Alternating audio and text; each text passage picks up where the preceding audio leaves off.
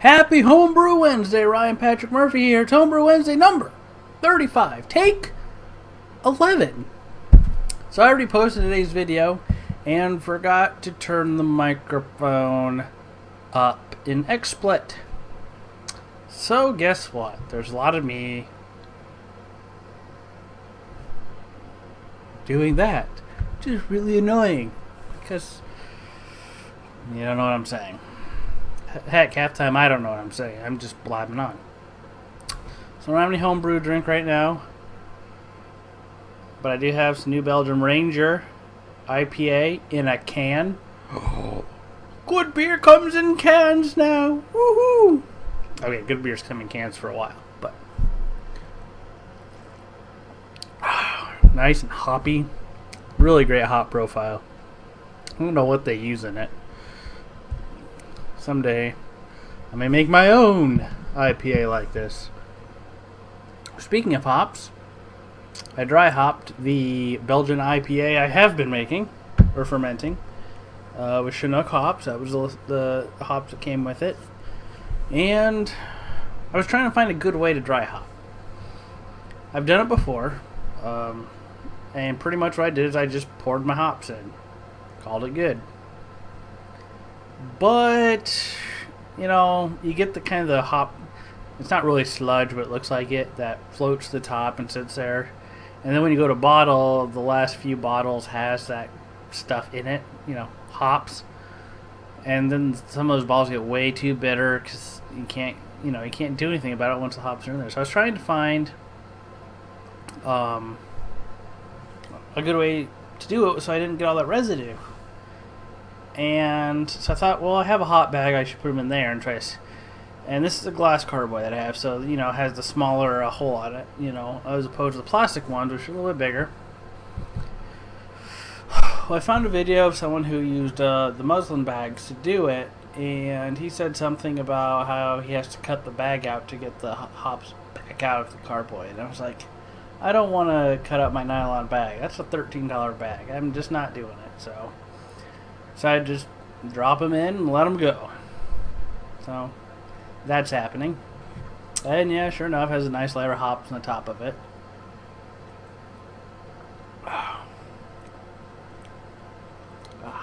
Good old New Belgium. Finally got the keg emptied. The White House Honey Ale is no longer in the keg. I do have some left in a growler. I figured out a nice way to fill growlers with the keg.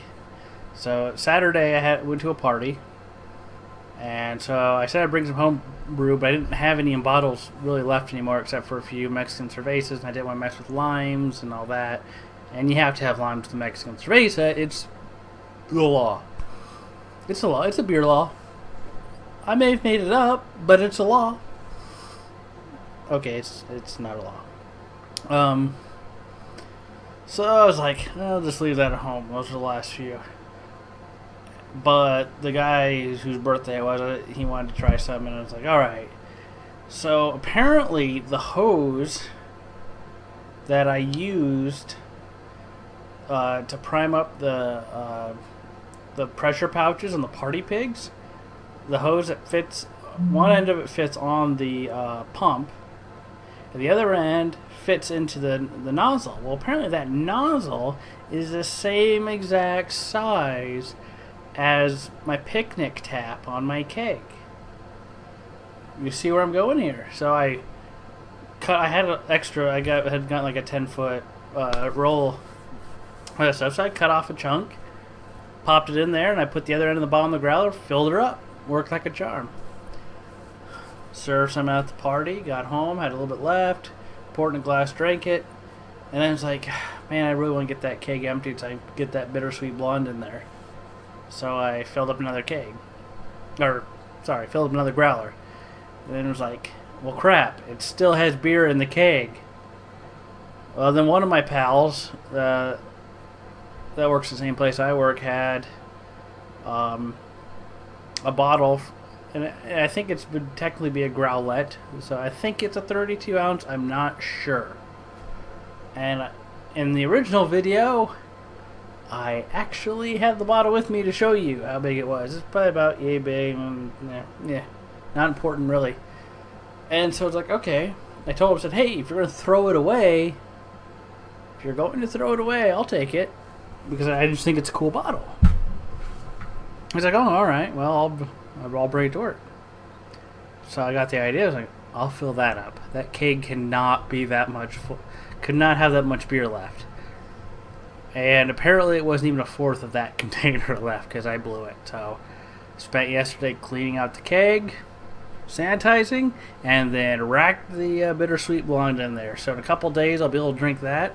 Probably just in time for Craig's cast. I am so excited. If you're only going to have one keg, if you have multiple kegs, this is not a big deal. But if you only have one, you really, really want to put something sessionable in there. If you're not going to make anything sessionable for a while, then I guess don't worry about it. Or if everything you put is like 6% and up and is meant to put your wiener in the dirt, then, whatever. It doesn't matter. But for me, it's like, I think the things that you drink the fastest should be the things you put in the cake. I think that is just a good rule of thumb. And I'd be interested to hear some of your thoughts on that. Also, since some of you did actually watch the video with no audio, I don't expect any of you to have watched all the way through, but enough to comment to say there's no audio, I will put another video out tonight of Ryan Tastes Beer. I have some new Glarus beer. I think I'll do a recording of one of them. I just gotta find one of them that I haven't drank yet. I got 4 of them from the lady friend because she went up to Wisconsin. Inside joke that nobody who ever sees this will get. Wisconsin. And brought me back 4 different beers. And she knows I tried one of them, but she brought back anyway because New Glarus beer you can only get in Wisconsin. So I'll probably do another one of those. I'm a little stuck right now. Next month, we're going to have a new month. I need a beer to brew, and I don't know what to do. I need some suggestions for recipes.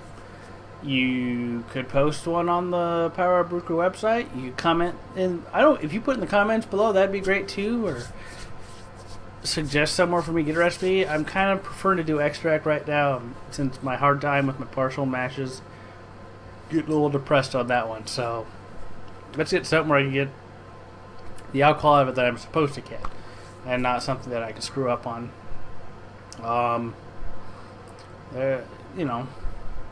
Just send me something. Send me the recipe. I don't know. I just don't know what I want to make anymore. So, I'm not a huge fan of ambers and reds anymore. However, I have never brewed an amber ale. I don't know. Maybe I don't know. I'm getting, my tastes are changing a lot. I do like a malty beer, but I don't know. It's hard to say. If you send me something and it looks like an exciting enough recipe to get my attention, I'll do a video of it. I don't know if people want to see me doing beer videos. I really don't. No one's ever really said anything about do more beer videos or anything. 'Cause I don't do a ton of them. If you actually send me the stuff and say, Ryan, do a video of this, I would definitely do that. I'll guarantee that I would do that unless I ran into a technical issue. I would give a good shot at trying to do it. Sometimes there's technical problems and you lose a video file or something. But if I actually got something, I would do it. But I'm not telling folks to do that, and I'm not a huge, I don't have a ton of subscribers or anything, so I don't expect that, and that's okay. But I would really appreciate some suggestions. Alright, so have a happy Homebrew Wednesday. Remember, hopefully within the hour, well, I guess I gotta finish this beer. I have to rinse it down with some water or something, especially when I go try one of those other beers. Alright, I'm gonna go back on what I said already. in the next day or two, I'll try to get Orion Taste beer video out of the new Glarus.